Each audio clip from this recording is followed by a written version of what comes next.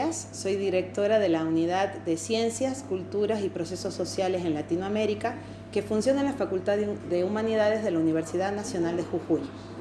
Hola, soy Luis Barrios y soy integrante de esta unidad de investigación. En esta oportunidad estamos invitándoles a escuchar un nuevo ciclo que tenemos pensado desde la unidad respecto a los desafíos que nos propone la pandemia y este nuevo contexto al cual nos enfrentamos. El ciclo se llama Reflexiones latinoamericanas en tiempos de pandemia y nuestro objetivo no es solamente dirigirnos a un público universitario o académico, sino democratizar el diálogo y acercarnos a distintos espacios, distintos sectores, distintas comunidades, para que podamos pensar juntos estos nuevos desafíos. Y es así que en este primer ciclo con Luis pensamos que a raíz del terrible asesinato de George Floyd en Estados Unidos, poder recuperar la voz de un intelectual que trabaja desde hace muchos años el tema de la racialización de los cuerpos y el estigma que viven los cuerpos, y que es nuestro compañero y colega Alejandro de Otto. Alejandro de Otto es investigador de CONICET, trabaja en la Universidad de San Juan y se dedica al pensamiento fanoniano principalmente. Es doctor en estudios de Asia y África, con especialidad en África, que realizó en el Colegio de México. Y actualmente se desempeña en la Secretaría Filosofía del Sur y Estudios Fanonianos en la Asociación Filosófica del Caribe. Así que los invitamos a escuchar qué reflexión nos trae al respecto.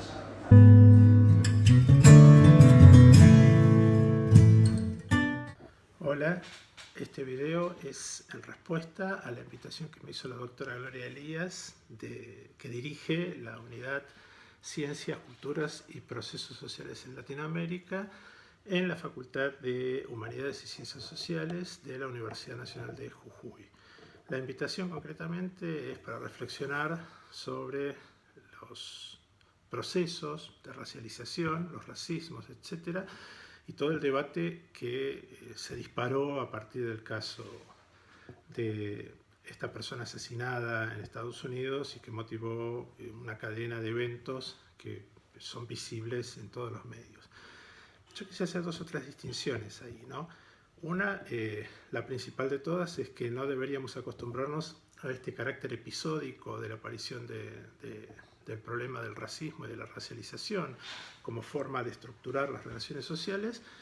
porque no tiene nada de episódico. Es decir, tiene ese carácter episódico en la medida que se convierte en una noticia, pero cuando uno rastrea con un poco de sistematicidad, con un poco de orden en la investigación y en la comprensión de los problemas, las historias contemporáneas de países como Estados Unidos, pero también de América Latina y particularmente de Argentina, encuentra una clave que en el caso del discurso público norteamericano en estos días fue manifestada con la palabra de racismo sistémico, y que nosotros estamos por ahí más acostumbrados a traducir ese tipo o a expresar ese tipo de problemas como racismo estructural. ¿Qué quiere decir con esto? Algo muy simple y muy complejo por el tipo de densidad que tiene el problema, por el tipo por la dimensión incisiva que tiene en cuanto a las relaciones sociales. Un racismo estructural o sistémico es uno que se traslada no solo en el términos de una discriminación evidente en el orden del lenguaje o de un comportamiento más o menos aislable en términos de relaciones sociales, sino que se traslada en términos de todas las relaciones, en el modo en que se construye el propio tejido social, ¿no? Entonces uno puede encontrar trazos de ese racismo epistémico, de ese racismo sistémico o estructural,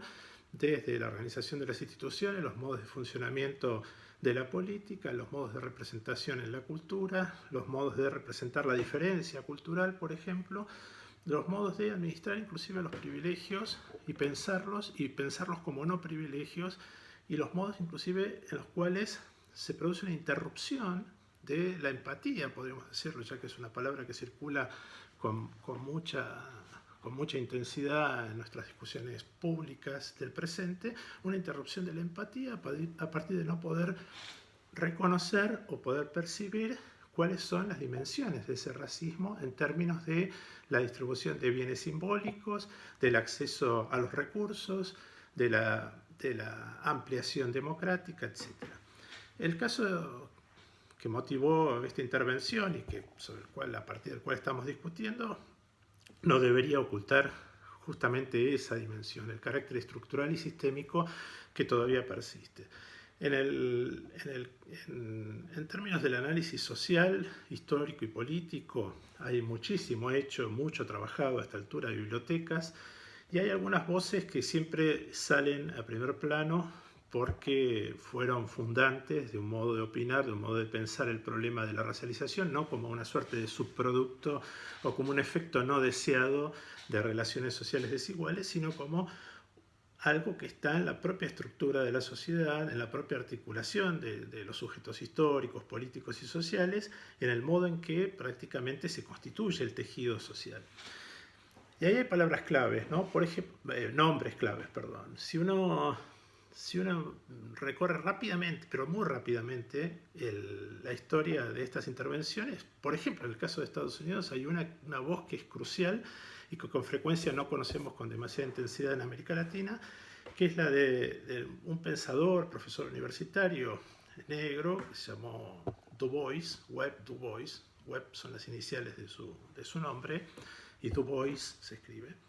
que a fines del siglo XIX y principios del XX, pero él vivió hasta casi mediados del siglo XX, produjo una comprensión ampliada de lo que implicaba estar incluido en una sociedad como no participante. Es decir, él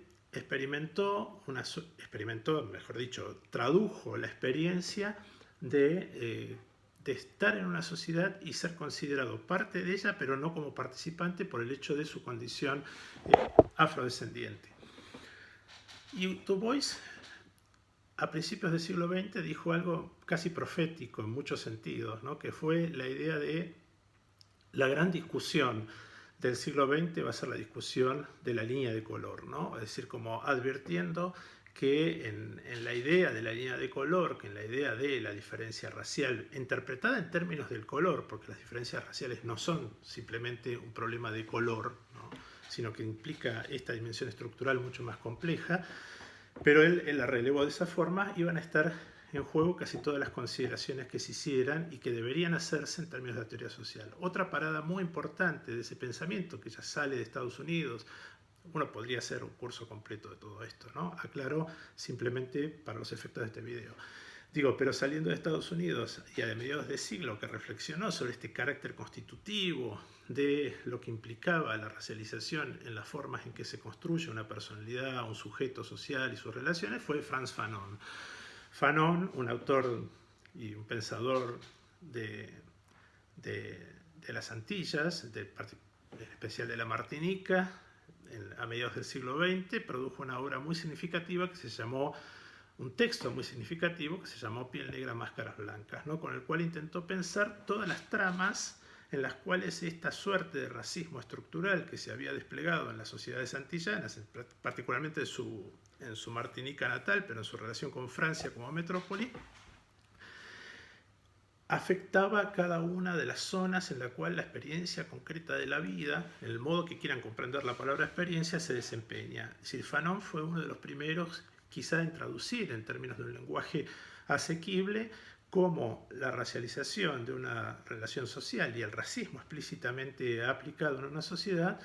afectaba no solo un problema en el orden de la desigualdad general, de dimensiones macro y de distribución de los recursos en la sociedad, sino que afectaba la vida concreta de los individuos, ¿no? Es decir, afectaba su psiquis, afectaba el modo en que pensaba el mundo, afectaba el modo que se relacionaba con los otros, los que consideraba sus iguales y los que consideraba por fuera de esa igualdad.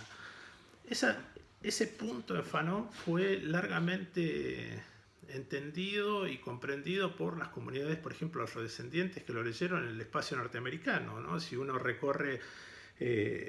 la literatura de los años 60 y 70 referidas a los conflictos vinculados a los derechos civiles, al reconocimiento de los derechos de los negros en Estados Unidos por acceder de manera global y total a los derechos civiles, encuentra muchas de estas tramas fanonianas circulando ahí. En el caso de América Latina es muy interesante porque tuvo una traducción menos vinculada a los procesos de racialización y mucho más vinculada a los procesos políticos de emancipación nacional, etcétera, etcétera. Pero, ¿qué me interesa de esto? Me interesa lo siguiente, remarcar este punto. No necesitamos considerar el racismo a partir de momentos episódicos que muestran la persistencia de su accionar a partir de noticias de los medios. En realidad lo que necesitamos es desplegar un análisis sistemático, complejo,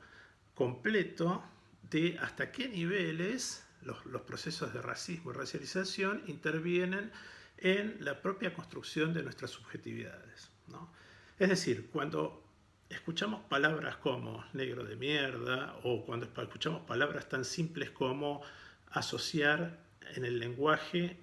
a que todo lo negativo tiene un color negro, por ejemplo, ¿no? Una vida oscura, un relato oscuro y cosas por el estilo, no estamos solamente accediendo a una zona donde el lenguaje opera de manera ingenua para calificar un espacio o una forma de conducta social. A lo que estamos asistiendo es a la sedimentación en el espacio del lenguaje de un proceso que afecta las relaciones sociales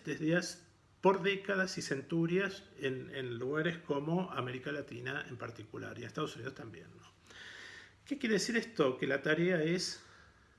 de desmonte, ¿no? Es decir, que la discusión sobre la racialización, sobre el racismo, no es solamente una discusión en el orden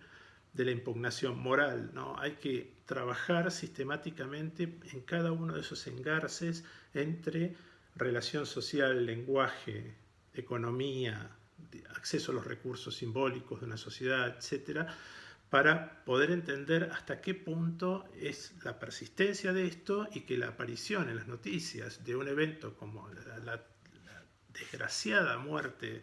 de Floyd en Estados Unidos no sea simplemente una dimensión episódica donde nos asustamos moralmente, pero no hacemos un trabajo crítico, analítico y de distribución y de comprensión del proceso que está alimentando este tipo de conductas, ¿no?